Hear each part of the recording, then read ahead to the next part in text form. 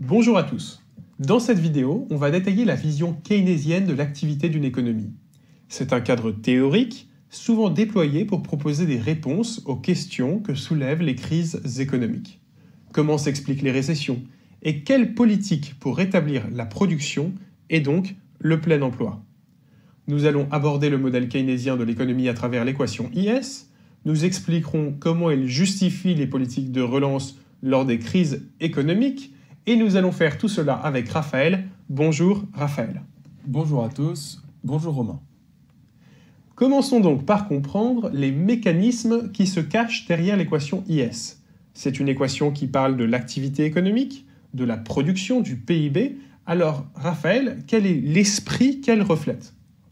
Eh bien, c'est tout simplement que les chocs d'activité, comme par exemple les récessions, mais aussi les surchauffes, s'expliquent avant tout par des chocs sur la demande des biens et des services. Pour Keynes, une crise économique, c'est d'abord un problème de demande. Ce n'est pas très intuitif. On a plutôt l'impression que ce qui fait la richesse d'une économie, c'est la puissance de son appareil productif, les industries, les technologies. Sur le long terme, tu as complètement raison. Mais Keynes s'intéresse aux variations de court terme, c'est-à-dire aux chocs conjoncturels. À court terme, un appareil industriel très puissant peut se retrouver en grande difficulté s'il n'y a aucune demande. Par exemple, regarde le secteur du tourisme en France pendant le coronavirus.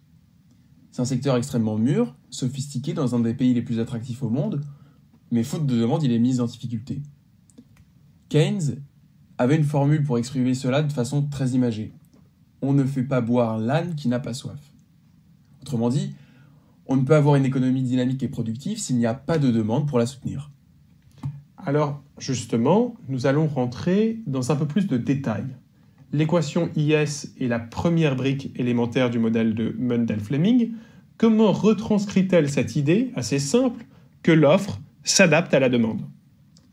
L'équation IS correspond à l'égalité entre l'offre de biens et services à gauche et la demande de biens et services à droite, entre ce qui est produit et ce qui est utilisé. Et donc, d'après Keynes, pour comprendre l'équilibre économique, il faut comprendre le terme de droite, c'est-à-dire le terme de demande, parce que c'est l'analyse de la demande qui permet d'anticiper le niveau de l'activité de court terme. Voilà. L'équation IS va détailler la demande qui écoule la production. On peut assez facilement décomposer la demande de biens et services selon leur utilisation. Imaginons une économie qui plante, qui consomme et qui replante des pommes de terre. Chaque année, une partie de la production de pommes de terre sera mangée, c'est la demande privée. Une autre va être replantée par des agriculteurs pour une récolte l'année suivante, par exemple, c'est l'investissement privé. Et enfin, le reste va être utilisé par l'État, par exemple pour en distribuer dans les cantines. C'est la dépense publique. D'accord.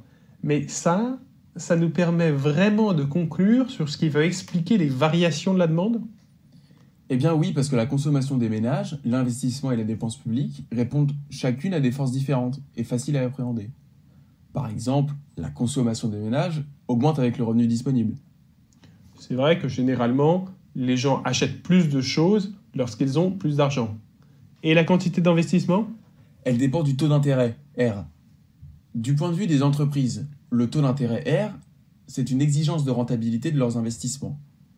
Si cette exigence est élevée, seuls les projets les plus rentables seront financés. Oui, dans notre exemple avec les pommes de terre, si le taux d'intérêt est très élevé, les agriculteurs ne planteront que dans les champs à haut rendement. Et enfin, la dépense publique ne dépend de rien d'autre que du pouvoir politique. Donc, il n'est pas utile de la décomposer davantage dans le modèle. Attends, ça c'est en économie fermée. En économie ouverte, la demande nationale de pommes de terre n'est pas forcément égale à la production nationale de pommes de terre, puisque l'on peut en échanger avec l'étranger, n'est-ce pas? Tu as raison. Un pays peut se retrouver, par exemple, à produire plus de biens et services qu'il en a besoin. Sa balance commerciale sera excédentaire.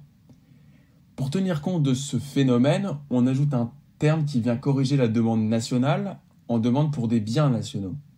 C'est un peu comme si on fléchait les origines et les destinations de chaque produit. Et alors, la balance commerciale, quelles sont les grandes forces qui la déterminent? Alors surtout deux composantes. Le revenu national, qui va déterminer le volume des importations, et de manière symétrique, le revenu du reste du monde, qui va déterminer le volume des exportations. On retombe bien sur l'équation promise au début. Mais attends, il reste un mystère. Pourquoi cette équation s'appelle-t-elle IS? Pour le comprendre, il faut prendre un autre point de vue. plutôt que d'écrire la production à gauche et la demande à droite, on peut réorganiser les termes et faire apparaître l'investissement à gauche et l'épargne globale à droite. Autrement dit, les pommes de terre qui ne sont pas mangées seront plantées. Et comme épargne, ça se dit savings en anglais, ça fait investment savings, IS. Mais pourquoi est-ce qu'on appelle ça souvent la courbe IS? Eh bien, l'équation IS est conçue pour étudier les variations conjointes de Y et de R.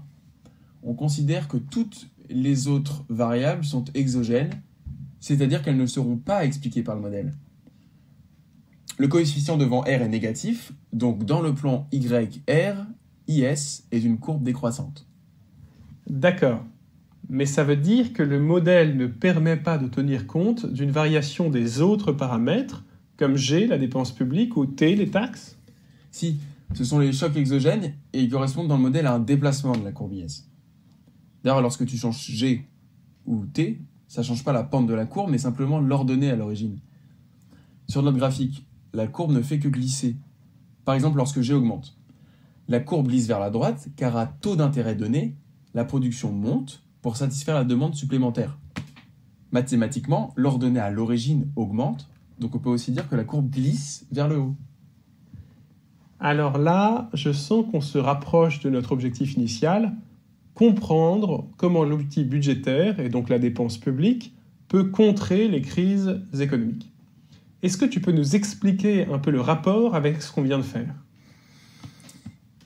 En période de crise, par exemple lorsqu'il y a un choc négatif sur C0, la courbe glisse vers la gauche. Le modèle keynésien recommande d'augmenter la dépense publique pour refaire glisser la courbe vers la droite et rétablir la demande agrégée. Donc du point de vue de l'activité globale, rien ne s'est passé. Mais en réalité, on a substitué de la dépense publique à la consommation privée. Attends, il y a quelque chose que je ne comprends pas. C'est en période de crise, alors que bien souvent l'État a moins de recettes fiscales, qu'on lui recommande de dépenser le plus. Exactement. C'est justement là que les keynésiens s'opposent à l'orthodoxie budgétaire classique. C'est lorsqu'il y a peu de recettes que l'État doit soutenir la demande.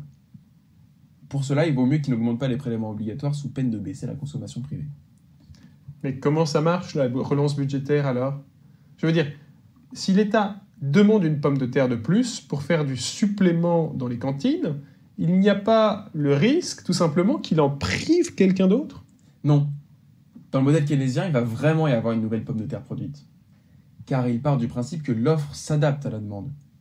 Et c'est même plus fort que cela, car le modèle prévoit que non seulement la nouvelle pomme de terre demandée va être produite en plus de tout le reste, mais qu'en plus, tout le monde va recevoir un petit bout de pomme de terre supplémentaire. Ça pleut des pommes de terre. Ça veut dire quoi, au fait, un petit bout de pomme de terre supplémentaire? Eh bien, quand l'État demande sa nouvelle pomme de terre, il rémunère l'entreprise à laquelle il l'achète, laquelle va rémunérer ses employés et ses actionnaires, lesquels consommeront légèrement plus. Comme la production s'adapte à la demande, il y a encore un peu plus de production. Donc, au total, combien de pommes de terre sont produites en plus? Alors, lorsque la demande publique augmente d'une unité, le modèle keynésien prévoit que la production va augmenter de m unités. Ce m, c'est ce que l'on appelle le multiplicateur keynésien. Et donc, plus m est grand, plus la relance est efficace. Je crois que j'ai compris. Lorsque la dépense publique augmente de 1, la production s'adapte et augmente de 1. Et donc, le revenu des ménages, actionnaires ou salariés, augmente aussi de 1. Ce qui augmente la dépense privée de C. Donc la production s'adapte à nouveau et augmente de C. Mais alors la demande augmente encore de C carré, et ainsi de suite. Donc au total, une augmentation de la dépense publique de 1 doit augmenter la production de 1 plus C carré, plus C cube, et ainsi de suite jusqu'à l'infini. C'est ça le multiplicateur keynésien? Exactement. Là, tu obtiens la somme des termes d'une suite géométrique de raison C, qui vaut 1 sur 1 moins C. Mais on pourrait trouver ce résultat plus simplement. En exprimant Y en fonction de G, on voit bien qu'une augmentation de G de 1 modifie l'activité à l'équilibre de 1 sur 1 moins C. C'est ce que représente la différentielle en fait. Ici, la différentielle de Y par rapport à G vaut 1 sur 1 moins C. Attends. Là, on a complètement oublié de considérer qu'on était en économie ouverte. Si on tient compte des échanges internationaux, une partie de la demande générée par la dépense publique ne s'exerce pas sur l'économie nationale, mais va s'adresser à l'étranger. Tout à fait. C'est la fuite par les importations. Le C que nous considérions est la propension marginale à consommer. Mais en fait, ce qui compte pour une relance, c'est la proportion marginale à consommer des biens nationaux. Et ça, c'est plutôt C-gamma. Donc l'expression du multiplicateur keynésien en économie ouverte, c'est simplement 1 sur 1 moins C-gamma. C'est-à-dire 1 sur 1 moins C plus gamma. On le retrouve encore avec la différentielle. Bon, c'est clair et c'est sympa ce modèle. Mais est-ce qu'il tient vraiment compte de tous les phénomènes? Et est-ce que cela marche vraiment, la relance keynésienne? En réalité, il y a des phénomènes qui freinent la relance. Nous avons vu la fuite par les importations, mais il peut aussi y avoir des phénomènes d'anticipation, par exemple. Les ménages et les entreprises peuvent se dire que si l'État dépense beaucoup, il devra bientôt augmenter les impôts, et donc décider d'épargner en précaution. Et lorsque cette anticipation est telle que les ménages ne changent pas leur consommation, la politique budgétaire ne va pas relancer l'économie? Exactement. On appelle ce cas extrême l'équivalence ricardienne. Dans cette situation, la politique budgétaire est inefficace. Et puis, il y a un autre phénomène qui va nous intéresser tout particulièrement. C'est l'effet d'éviction. Une augmentation de la production va avoir tendance à faire monter les taux d'intérêt réels et donc à baisser l'investissement. Mais ça, tu nous l'expliqueras dans une prochaine vidéo. Alors maintenant, tu nous fais un petit résumé de ce qu'on vient de voir?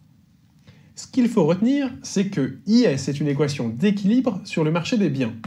Elle traduit l'idée que c'est le niveau de la demande qui fait le niveau de l'activité de l'économie. Du coup, ce cadre motive des relances de l'activité par la dépense publique, c'est ce qu'on appelle la relance keynésienne. Mais cette relance est freinée par les importations lorsque l'économie est ouverte. Et par l'effet d'éviction, que l'on verra bientôt. Merci beaucoup Raphaël. Avec plaisir.